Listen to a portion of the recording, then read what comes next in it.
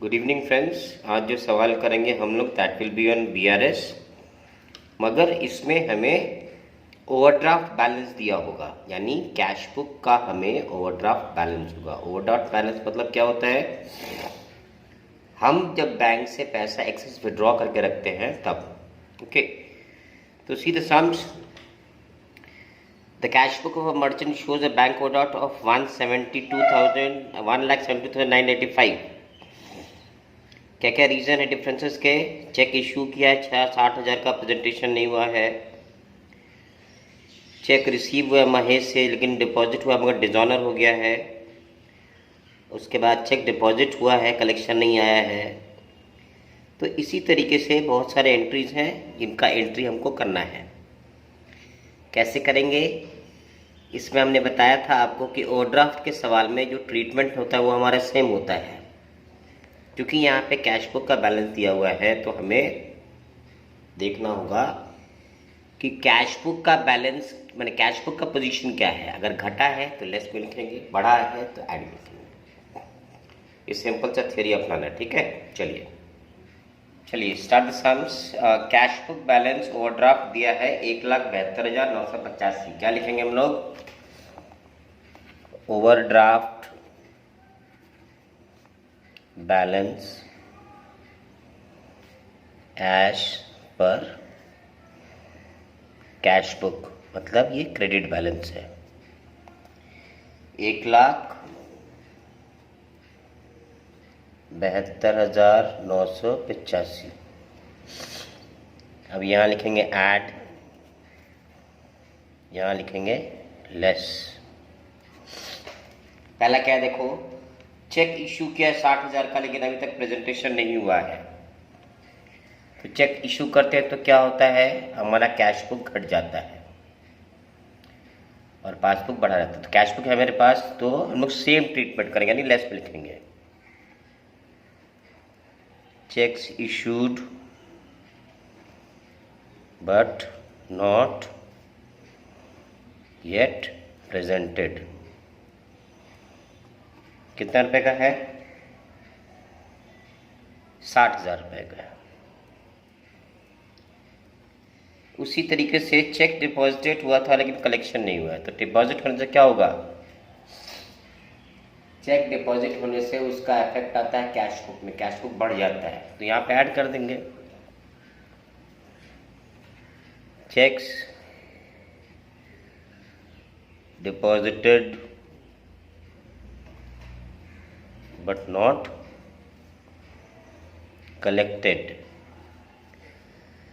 ये है 75,000 रुपये का। क्लियर? तीसरा बता रहा है cheque of 15,000 receive from Mohan Mahesh and deposit in bank was dishonoured.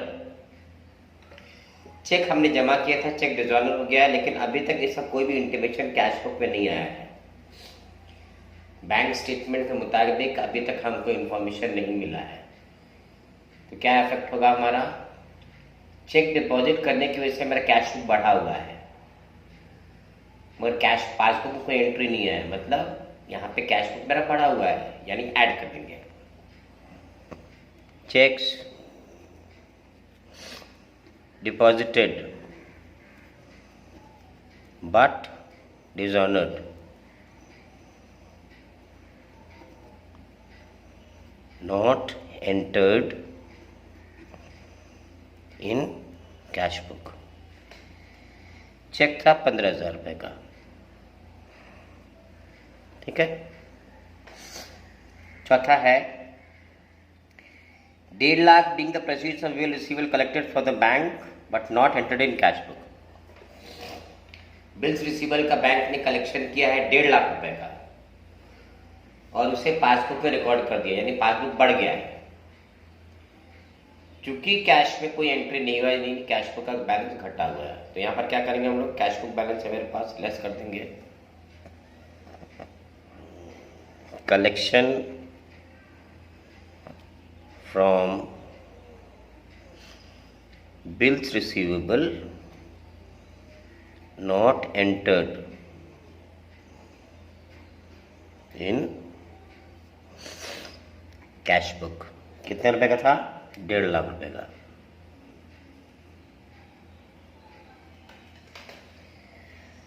उसके बाद है बैंक चार्जेस 1500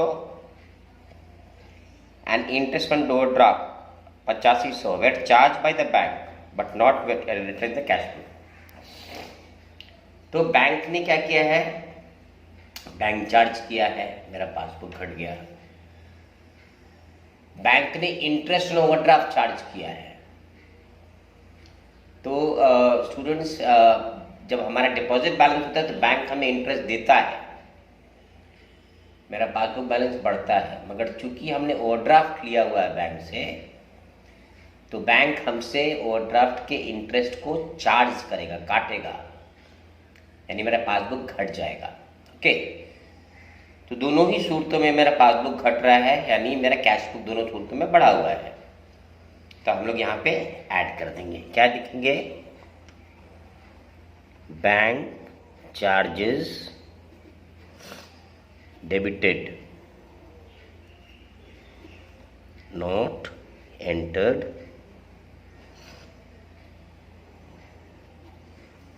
इन कैश बुक। बैंक चार्ज कितने का था? 1500 रुपये का। और इंटरेस्ट ऑन ओवरड्राफ्ट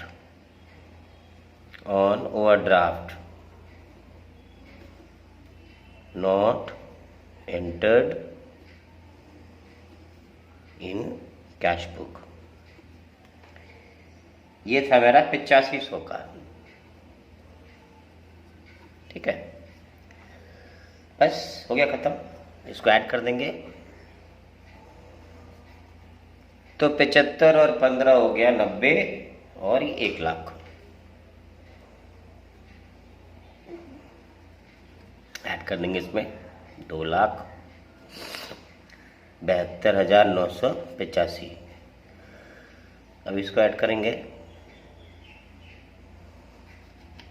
कितना हो जाएगा? 1 लाख 2,10,000। ठीक है, माइनस करने पर कितना आ जाएगा? 62,985। ये हो गया मेरा बैलेंस। हमने सवाल किया, स्टार्ट किया था overdraft balance of cash book, and कैसे करेंगे? Overdraft balance as per passbook. ठीक है, so that brings an end to the sums. Okay, so go through this. If you have any problem, you can write in the comment box. So next day we'll upload the video on overdraft balance as per passbook.